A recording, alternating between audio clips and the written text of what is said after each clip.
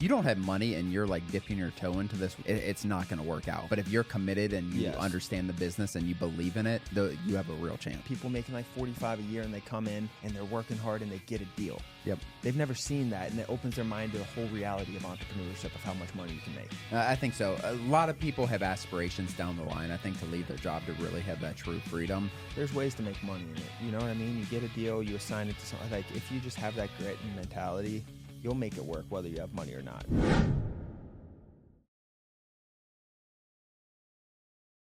Hey everyone, and welcome back to the podcast. Today's episode, we're talking about building a land investing business while working a 9-to-5. I'm with my brother Ron and we're excited to get into this one because it's where everyone starts for the most part. I mean, you do hear of people quitting their job, going all in, but that's less than 1%, I'd say. Yeah, it's a cool topic because a lot of people doubt that they can do it, I think, too. But yeah, I mean, it's where most 99% of the people, like you said, 99% of people start in land flipping when they have another job. Maybe it's not 9 to 5, maybe it's a little different hours, but with another job, that's what this topic is going to be about. That's what it's all about. It's just having other responsibilities between the day and finding time to do it. And that's why I think one of the biggest things in this business is different communities, groups, accountability groups, mentors, all of that, because everyone came from the same spot. And that's why it's so cool. And at the time it might seem very overwhelming to you. Mm-hmm. And you might be going into your job and coming back and family and sports and all this different stuff. And it's like, when do I find the time? But then you take a step back and you look in the community, like everyone's in the same spot for the most part. Yeah, I think everyone can kind of look at their personal situation and be like, I'm too busy, I'm too to do this or whatever. But in the reality, everyone can find an hour a day or something like that for this business. Some people wake up early, some people stay up late, everything in between. I think some people take their lunch break and do land during their lunch break. But let's just get started, Dan. Like, someone who has a 9 to 5, someone who's looking at this business, looking into this business, like, where should their mindset be? Like, maybe they haven't paid for anything. They haven't spent any money on this. They're watching this episode. They've been watching a lot of our content, but someone who has a 9 to 5, they feel like they're too busy. They have kids, they have family, whatever. Like what should they be thinking about? Like, what should drive them to this business? Maybe not doing this business, anything like that. Well, there's always a way. There's always excuses that you can make up, whether you're busy or not busy, or it's the right time, or the economy, or this or that. There's always going to be excuses, and it's with everything in life, like everything. And you can keep delaying it, or you can just start now. And the cool thing about this business is you just got to worry about the action. It doesn't take the brightest person or all these skills. Like, you'll get those as it goes. Taking action is the biggest thing. That's what your mind should be around. It's a lot of times, once you educate yourself, you believe in the business, you just got to start taking action. Mm-hmm. That's the biggest thing to me. I think you need to be able to sacrifice an hour a day, wherever that hour is. Like, that's all it takes is an hour a day consistently. So if you're that person, like some people work more than 40 hours a week, more than a 9 to 5, and they're like, I'm always on call, I always do this. That's fine.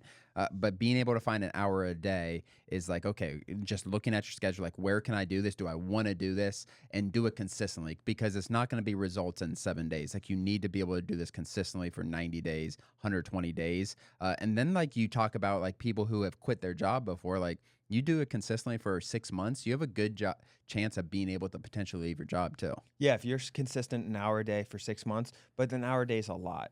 But that's what we expect in this, especially at first. An hour, you got to be able to find at least an hour a day consistently. Maybe you skip a day and then you have 2 hours, but consistency in terms of, it's not about the total time you're putting into it necessarily. It's about just moving it forward every day. And it can just be in small increments. Just get one thing done a day. You know, you're starting a business. Okay, file for your LLC. Next day comes, like, just pick a market. You know, go through the modules, whatever. Watch online videos and just pick a market. That's your goal. Don't spend too much time there. Don't do that for 3 days. Just pick a market. And then the next day comes, and you're just doing these small little incremental steps. And then you look back after 6 months and you see you have a full business and deals coming in, and a marketing machine. Like, an hour a day will get you, if you put it in the right spots, it will get you far.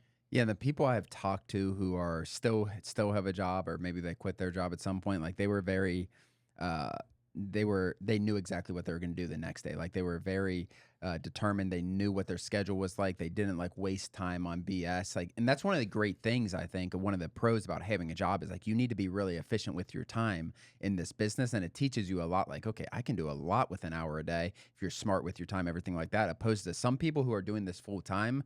like they're wasting a lot of time, honestly, Mhm. more than people who have a 9 to 5, and they're just putting too much time into the business and like just in the wrong spot. So I think it's going to teach you to be efficient for sure. Yeah, and it's more of a grind at first too, because as you get used to it, and as you're in the business for a few months, the hardest part about any business you're starting is the learning curve. Hmm. So the grind's going to be more intense at first. It's going to be more confusing at first. You're going to be lost. There's going to be things that come up you have no clue about, terms, all this stuff. It's hard at first, but that's the cool thing about it too. Is like you're learning a whole new skill set.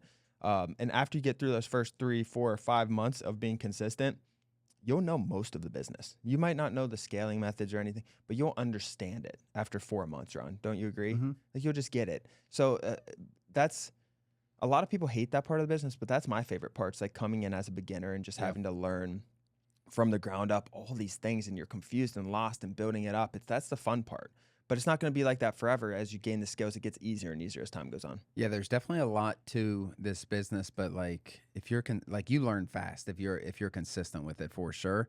Um, who's this business, Dan, for as far as like people who have a 9 to 5, like they're looking at different business models, they want to be an entrepreneur? Because I think that's the first thing. Like if you're in a 9 to 5, but because we always had that, like we've worked 9 to 5s before, but we always had that, both of us, in the back of our head.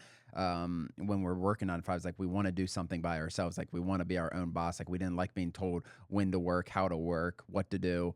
And I think both of us were driven like that. But I think that's the first thing, like you need to have some kind of entrepreneur spirit, right? And then past that, like why this business model? But you don't need to want to do it full time.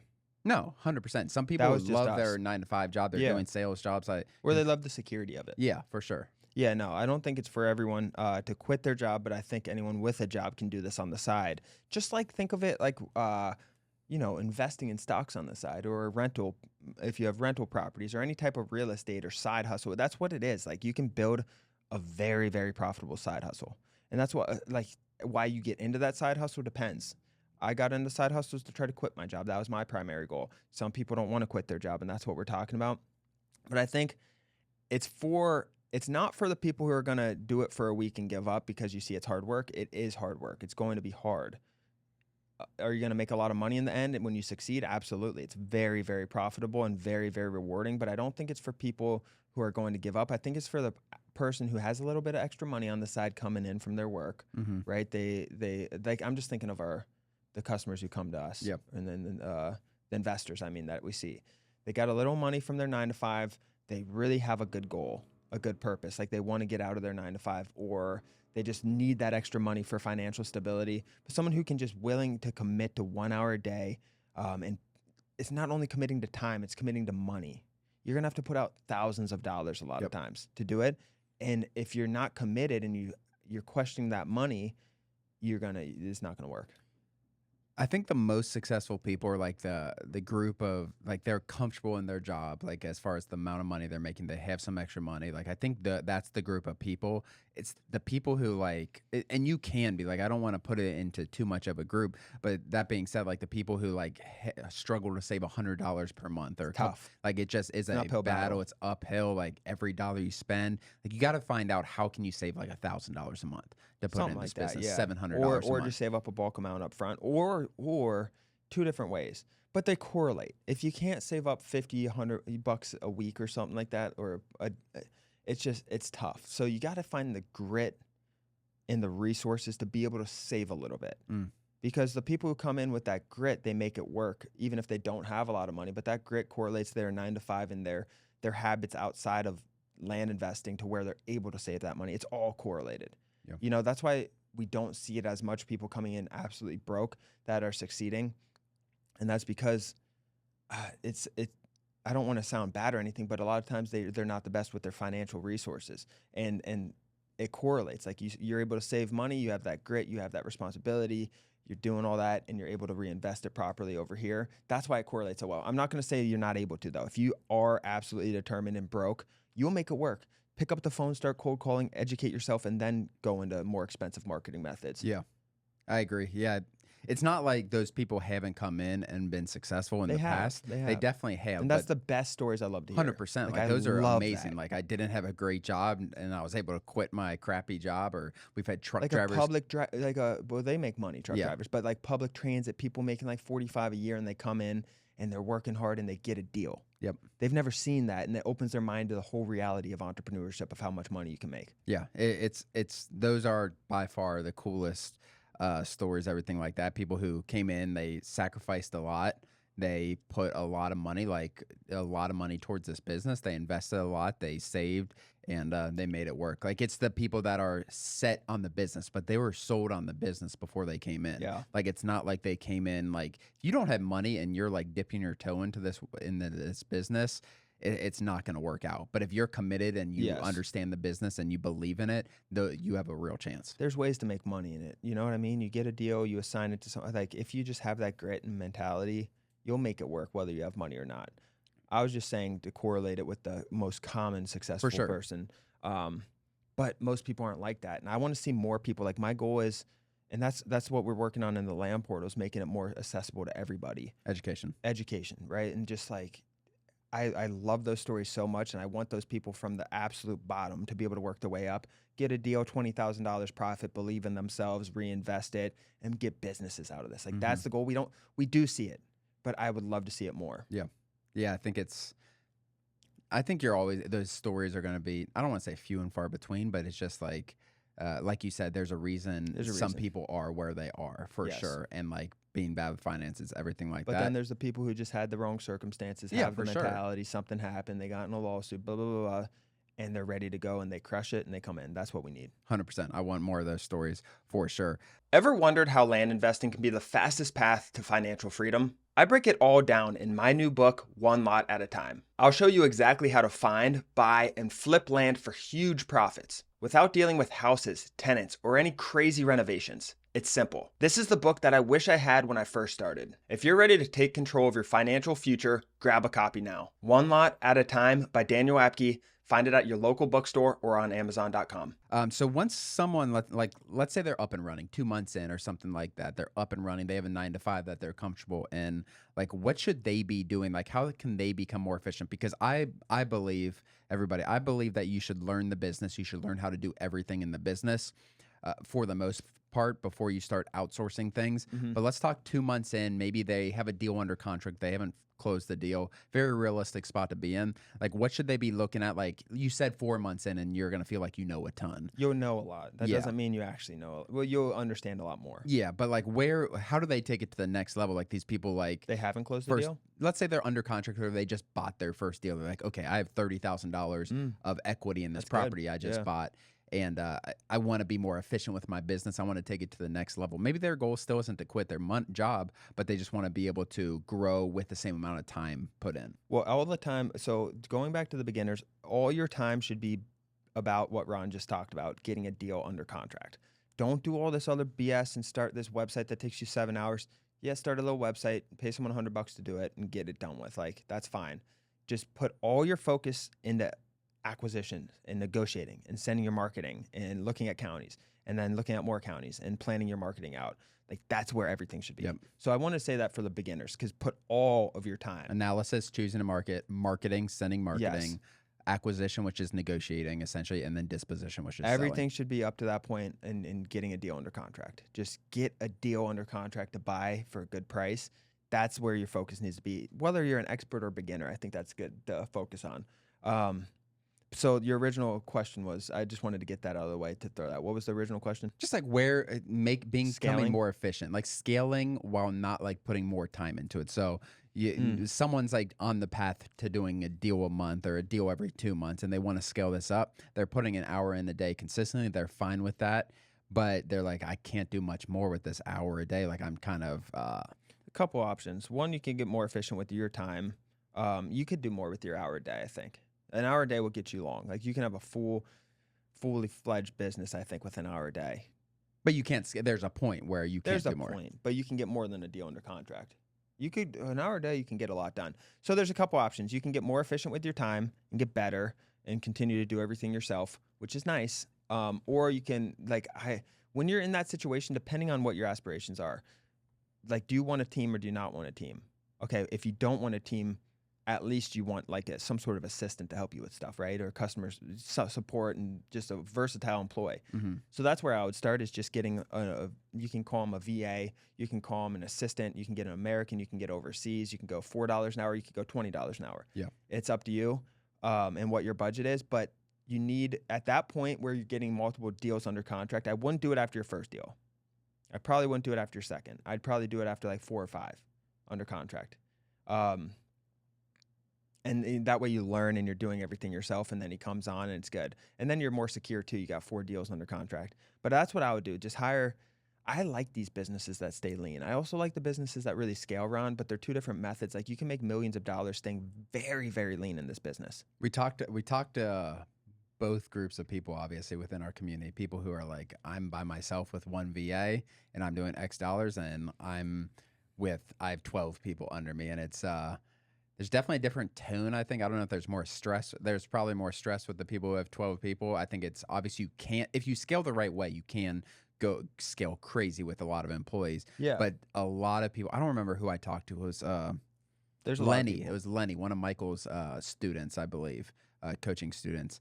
And he's just like, yeah, I hired all these people. I started throwing money at people, and some people assume people means you're going to make more money. More people means No. more money, and it can be Means the opposite. it can mean less profit if you hire wrong. Yeah, for sure, 100%. And it does mean almost always means less profit margins a lot of times. Even though total profit might go up, the margins do decrease as you hire people. But that's the thing I hear all of the time on my enterprise calls with Land Portal for unlimited data.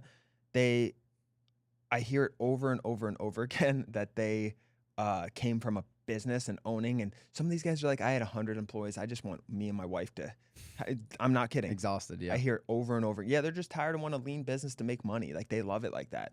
And I think that's cool because they've seen both sides of it. Now, I'm not saying if you guys are looking to build a big business, like like that's what we did. We hire and scale, and that's what we continue to do on all of our businesses. And I like that way because it's more challenging.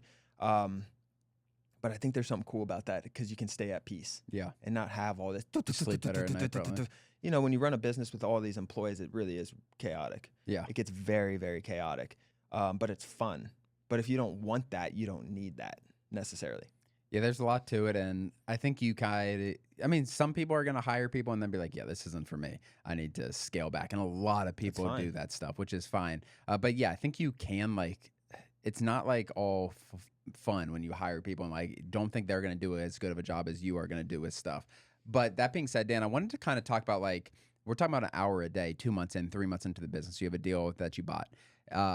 Doing some kind of time audit, I think, see where you're spending your time the most, and you got to make sure your time is being spent on the most important parts of your business. Yes. Because I think some people, you look at your business and you're doing admin or something for 12 minutes of your 60 minutes a day, and that's 20%. So I think really kind of taking a deep dive into what you're spending your time on, and I think for sure getting a virtual assistant, $4, $5 an hour virtual assistant, who can do a lot of different things for you, be very helpful. They can crunch numbers for you. They can do stuff in Excel. They can do a lot. I think that is for sure should be your first spot. Yeah, that's a good place to start. Even CRM management. Honestly, even if you're working a 9 to 5, I'd look at that. If you're making enough money to be able to afford a $4 employee, they can do a lot for you. Yeah, that's what I'm saying. When working a 9 to 5, yeah, for sure. I'm saying even if you're not doing another business, I think just having just a $4 assistant, admin, having a $4 assistant's nice. But yeah, definitely if you're doing this business, you want to scale, scrubbing your data and doing this and uploading your mail house and communicating with your mail house and customer support inquiry come in. We got to list this for sale, things like that. Yeah, I agree. Anything past that, Dan, as we're going, you're 4-6 months in, I think the one thing, again, we're assuming you guys want to keep, if you want to quit your job, that's maybe looks a little different, but a lot of people do like the security of their job, the health insurance, everything like that. But the next option you have, I think, is scaling to different types of deals, bigger types of deals. That's probably 6-8 months into the business. You've probably done 5-7 deals. You're like, okay, get there, I'm going to start targeting subdivides. I'm going to start targeting $100,000 double closes, stuff like that. That's huge. How can you make more money on your hour a day? Yeah. And you don't want to remove the other ones. It's how do you also get the big ones too? So I wouldn't remove getting $20,000 a deal. I would also go for $100,000 a deal and then sprinkle those on top. You might only get one every 4, 5, 6 months, but you look at the end of the year and you got $200,000 profit deals on top of your $20,000 deals a month. That's how you really just bump your margins up, bump your game up. It's definitely your own spot. Yeah. After like 6, 7, 8 months and you got a couple of deals and you're ready to fly, don't be scared to do a deal one either. Yeah. Maybe just don't target subdivides. Learn how to just flip a piece of property first.